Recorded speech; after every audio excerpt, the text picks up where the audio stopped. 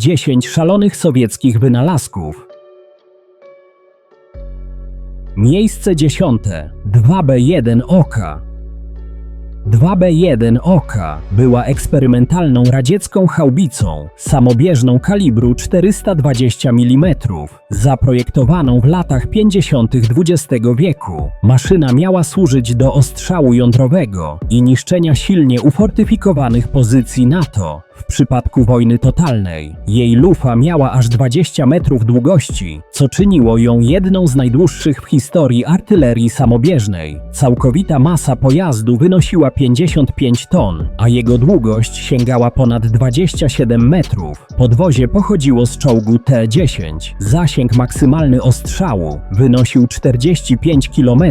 Przy użyciu specjalnej amunicji burzącej lub jądrowej szacuje się, że pociski nuklearne do Oki miały moc od 10 do 15 kiloton trotylu. Obok amunicji jądrowej planowano także zastosowanie konwencjonalnych pocisków burzących, zdolnych niszczyć umocnienia i bunkry. Pojedynczy pocisk ważył od 750 do 950 kg i mierzył 2,5 metra długości. Z powodu olbrzymich rozmiarów i odrzutu, ładunek miotający był osobno ładowany. System ładowania był zmechanizowany, ale bardzo powolny, około 1 strzał na kilka minut. Oka miała także poważne problemy z recoilem, odrzutem. Każdy strzał powodował poważne uszkodzenia mechaniczne. Zbudowano tylko 4 sztuki, które nigdy nie zostały użyte operacyjnie. Projekt został zarzucony w latach 60., gdy nowsze rakietowe systemy artyleryjskie okazały się bardziej efektywne. Dziś 2B1 Oka można oglądać jako ciekawostkę w Muzeum Wojskowym w Kubince pod Moskwą, symbol epoki gigantów w radzieckiej technice wojennej.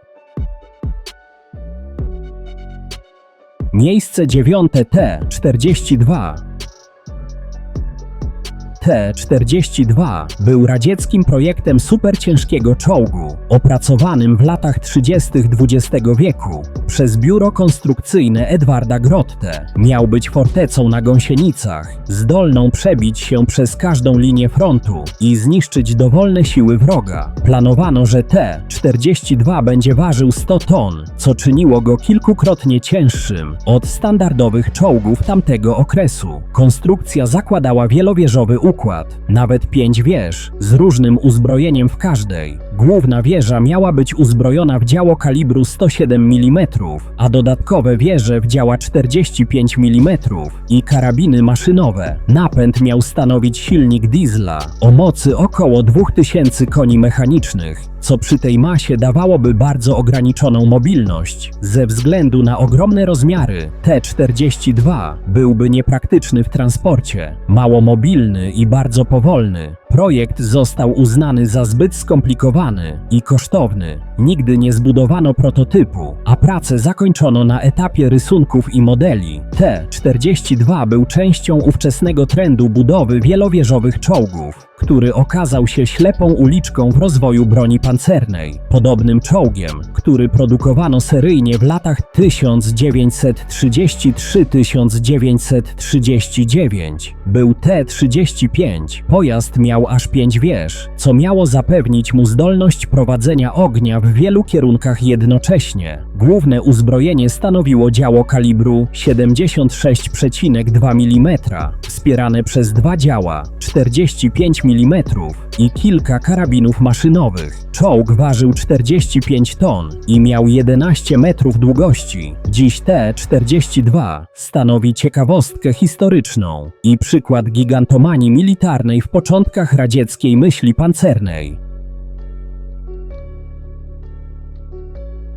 Miejsce 8. Tu-119. Tu-119 był radzieckim eksperymentalnym projektem bombowca strategicznego z napędem atomowym, rozwijanym w latach 50. XX wieku. Bazował na kadłubie bombowca strategicznego Tu-95M, ale jego napęd miał być częściowo oparty na reaktorze jądrowym. Celem programu było stworzenie maszyny o niemal nieograniczonym zasięgu, zdolnej do długotrwałego patrolowania z bronią jądrową na pokładzie. Tu-119 117 wykorzystywał tzw. system napędu hybrydowego. 2 z 4 silników turbośmigłowych miały być zasilane energią z reaktora atomowego. Reaktor znajdował się w tylnej części kadłuba, a załoga była chroniona grubą warstwą osłony przed promieniowaniem. W 1961 roku przeprowadzono testy na samolocie Tu-95 LAL, latające atomowe laboratorium.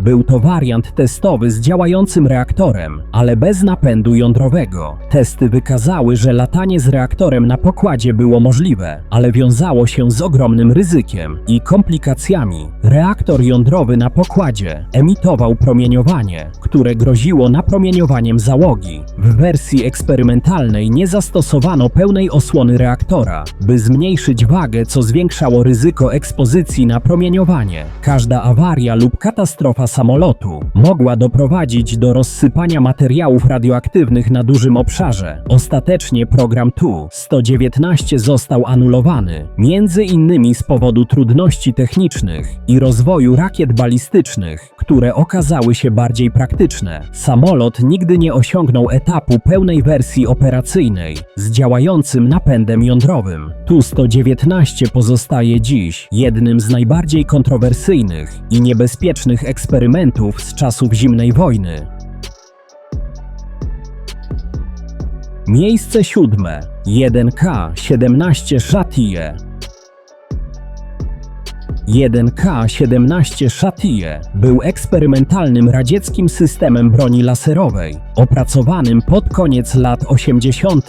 XX wieku. Został zbudowany na podwoziu ciężkiego transportera opancerzonego 2S-19 STA-S, co nadawało mu mobilność i ochronę na polu walki. Najbardziej charakterystycznym elementem pojazdu był zestaw kilkunastu soczewek z przodu wieży, które służyły do skupiania promieni laserowych. Celem Chatille było niszczenie optyki wrogich pojazdów, np. celowników, kamer, głowic naprowadzających, a nie fizyczne niszczenie samych czołgów czy samolotów. Pojazd wykorzystywał impulsowy laser na ciele stałym, zasilany przez potężny generator i akumulatory. Broń ta miała być skuteczna przeciwko sprzętowi optoelektronicznemu NATO, w tym pociskom kierowanym. Zbudowano tylko 1 do 2 egzemplarzy prototypowych, a projekt pozostał w fazie testów. Głównym powodem rezygnacji były ogromne koszty, masa pojazdu ponad 50 ton oraz brak wystarczającej technologii do operacyjnego wykorzystania broni laserowej. Niektóre źródła sugerują, że broń mogła chwilowo oślepiać operatorów, co również budziło kontrowersje co do jej użycia. Dziś 1K-17 Chatille jest traktowany jako ciekawostka inżynierii wojskowej i znajduje się w Muzeum Wojskowym w Rosji. Miejsce 6. Obiekt 760. Radzieckie projekty czołgów poduszkowców powstały w latach 60. XX wieku jako próba połączenia mobilności poduszkowca z siłą ognia pojazdu opancerzonego. Najbardziej znanym z nich był obiekt 760. zwany także czołgiem na poduszce powietrznej. Obiekt 760 był testowany przez wojsko radzieckie jako lekki pojazd zdolny poruszać się po bagnach, śniegu, wodzie i trudno dostępnych terenach. Z zewnątrz przypominał mały czołg, ale zamiast gąsienic miał duży fartuch powietrzny i dmuchawy, które wytwarzały poduszkę powietrzną. Pojazd ważył 5 ton, miał 7 metrów długości i 3,4 metra szerokości, ale jego wysokość wynosiła zaledwie 1,7 metra. Jego uzbrojenie ograniczało się do karabinu maszynowego kalibru 7,62 mm, a docelowo uzbrojenie pojazdu miała stanowić wieża z półautomatyczną armatą 2A28 Grom, taka sama jak w pojazdach BMP-1 kalibru 73 mm. Pojazd osiągał prędkość nawet 80 km na godzinę po twardym gruncie i 50 km na godzinę na wodzie. Eksperymentalne modele, takie jak L5 i L35, poprzedzały obiekt 760 i miały służyć jako transportery lub zwiadowcze poduszkowce bojowe. Mimo ciekawych wyników testów, wojsko uznało, że pojazdy były zbyt trudne do opancerzenia i zbyt podatne na ogień przeciwnika. Brak uniwersalności, skomplikowana konserwacja i wysoki hałas także przyczyniły się do porzucenia projektu. Obiekt 760 i jego poprzednicy pozostały w fazie prototypów, ale są do dziś fascynującym przykładem nietypowego myślenia inżynieryjnego w czasie zimnej wojny. Miejsce piąte. Ekranoplan Łuń. Ekranoplan Łuń był radzieckim pojazdem eksperymentalnym typu ekranoplan, czyli maszyną poruszającą się tuż nad powierzchnią wody. Dzięki efektowi przypowierzchniowemu został zaprojektowany w latach 80. XX wieku przez biuro konstrukcyjne Alekseja Bieriewa. Ma długość 74 metry i rozpiętość skrzydeł 44 metry. Masa własna Łunia to 240 000 kg, natomiast maksymalna masa startowa 380 000 kg. Napędzany był 8 silnikami turbowentylatorowymi Kuzniecow NK-87 umieszczonymi na dziobie. Łuń był przeznaczony do przenoszenia rakiet przeciwokrętowych Moskit, które umieszczone były na jego grzbiecie. Jego maksymalna prędkość wynosiła około 500 km na godzinę, co czyniło go bardzo trudnym do wykrycia przez tradycyjne radary. Mimo swoich imponujących możliwości, Łuń nigdy nie wszedł do masowej produkcji. Zbudowano tylko jeden egzemplarz, który po rozpadzie ZSRR został wycofany z eksploatacji. Tak zwany Kaspijski Potwór to nieoficjalne potoczne określenie innego radzieckiego ekranoplanu KM, który był testowany na Morzu Kaspijskim w latach 60. i 70. XX wieku. Z czasem błędnie zaczęto ją przypisywać również Łuniowi, co jest nieścisłością. Był to już inny, późniejszy i uzbrojony projekt. Przez wiele lat wrak Łunia spoczywał w bazie marynarki wojennej w Kaspijsku. W 2020 roku został przetransportowany do Derbentu w Dagestanie, gdzie planowano przekształcić go w muzeum.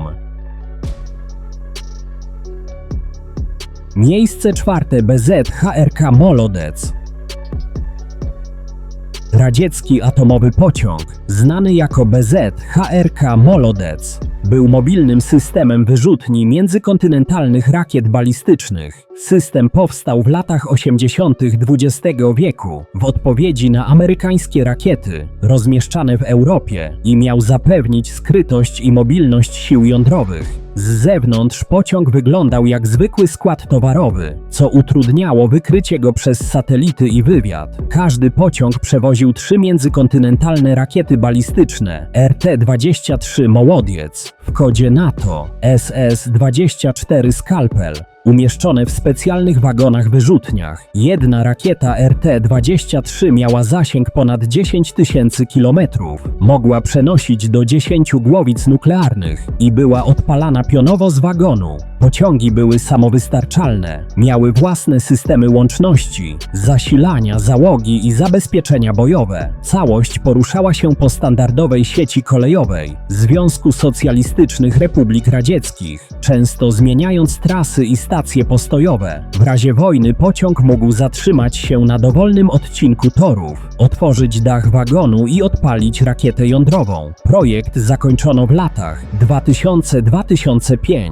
Po rozpadzie ZSRR system był kosztowny i trudny do utrzymania. Obecnie Rosja rozważała wznowienie podobnego programu pod nazwą BZ-HRK Bargudzin, ale został on wstrzymany. Atomowy pociąg pozostaje jednym z najbardziej tajemniczych i unikatowych systemów broni jądrowej w historii. Miejsce trzecie. Antonow A-40. Antonow A-40, znany również jako A-40KT lub latający czołg, To radziecki eksperymentalny szybowiec wojskowy z okresu II wojny światowej. Został zaprojektowany do transportu czołgu T-60 na pole bitwy, holowanego przez samolot. Do czołgu zamontowano wielkie drewniane skrzydła i ogon, tworząc nietypowy statek powietrzny. Całość miała być holowana w powietrzu przez ciężki bombowiec, np. TB-3, a po odłączeniu szybować do celu. Po lądowaniu załoga miała odrzucić skrzydła i ogon, a czołg miał natychmiast rozpocząć działania bojowe. Pierwszy i jedyny lot testowy odbył się w 1942 roku, holowany przez TB-3A-40. Zmuszony był do wcześniejszego odczepienia z powodu zbyt dużego oporu powietrza. Mimo że lądowanie zakończyło się powodzeniem, projekt okazał się niewykonalny ze względu na ograniczenia techniczne i słabe silniki samolotów holujących.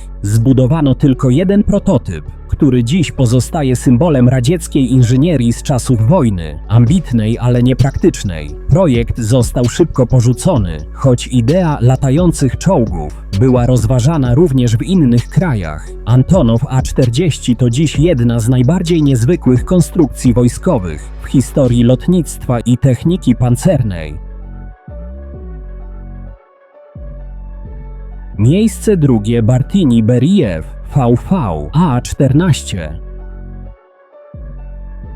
Bartyni-Berijew VV A-14 był radzieckim eksperymentalnym samolotem zaprojektowanym do pionowego startu i lądowania, VTOL oraz lotu na małej wysokości nad wodą. Został zaprojektowany w latach 70. XX wieku przez włoskiego inżyniera Roberta Bartiniego, pracującego w ZSRR. Maszyna była przeznaczona do wykrywania i niszczenia amerykańskich okrętów podwodnych z rakietami balistycznymi. VV-A-14 mógł startować z wody i lądować na niej, co czyniło go unikalnym połączeniem samolotu, łodzi i ekranoplanu. Samolot miał długość 26 metrów i rozpiętość skrzydeł 30 metrów. Masa własna pustej maszyny wynosiła 24 000 kg, natomiast maksymalna masa startowa 52 000 kg. Wartości te mogły się nieznacznie różnić w zależności od konfiguracji prototypu i wersji, np. z lub bez silników do pionowego startu. VV-A-14 był bardzo zaawansowaną i nietypową konstrukcją, dlatego jego dane techniczne różnią się w zależności od źródeł. Napędzany był silnikami turbowentylatorowymi oraz dodatkowymi silnikami dla pionowego startu, choć te ostatnie nigdy nie zostały w pełni zainstalowane. Projekt miał wiele problemów technicznych i był stopniowo porzucany po śmierci Bartiniego. W 1974 roku zbudowano tylko jeden kompletny prototyp, który przechodził ograniczone testy w locie. VV-A-14 nigdy nie osiągnął pełni zakładanych możliwości operacyjnych. Miejsce pierwsze Kalinin K-7. Kalinin K-7 był ogromnym eksperymentalnym samolotem zaprojektowanym w ZSRR w latach 30. XX wieku. Miał nietypową konstrukcję z jednym ogromnym skrzydłem, na którym zamontowano 7 silników, 6 w konfiguracji pchającej i 1 ciągnący. Rozpiętość jego skrzydeł wynosiła 53 metry, a długość kadłuba 28 metrów. Był to jeden z największych samolotów swojej epoki, z powierzchnią nośną około 454 m2. Całkowita wysokość samolotu sięgała 12,5 metra. Masa własna samolotu wynosiła 21 ton, a maksymalna masa startowa dochodziła do 38 ton. Kalinin K-7 miał służyć jako ciężki bombowiec lub samolot transportowy, mogący przewozić dziesiątki ludzi lub sprzęt wojskowy. Samolot był tak masywny, że jego kadłub pełnił jednocześnie funkcję głównego elementu nośnego. K-7 był zdolny do przenoszenia dużej liczby pasażerów pasażerów lub ładunku, co czyniło go jednym z pierwszych projektów superciężkich samolotów. Miał 2 poziome stateczniki ogonowe oraz charakterystyczne bardzo szerokie i grube skrzydło. Projekt ten był ryzykowny i eksperymentalny, a budowa samolotu była bardzo kosztowna. Kalinin K-7 odbył swój pierwszy lot w 1933 roku, ale po kilku testach doszło do poważnego wypadku. W wyniku katastrofy i innych problemów projekt został zarzucony, a samolot rozebrano. Mimo krótkiego życia, K-7 był inspiracją dla późniejszych konstrukcji i udowodnił, że bardzo duże samoloty są możliwe do zbudowania. Dziś Kalinin K-7 jest symbolem sowieckiej ambicji i szalonych eksperymentów lotniczych okresu międzywojennego. Jeśli film Ci się spodobał, zostaw łapkę w górę i zasubskrybuj kanał.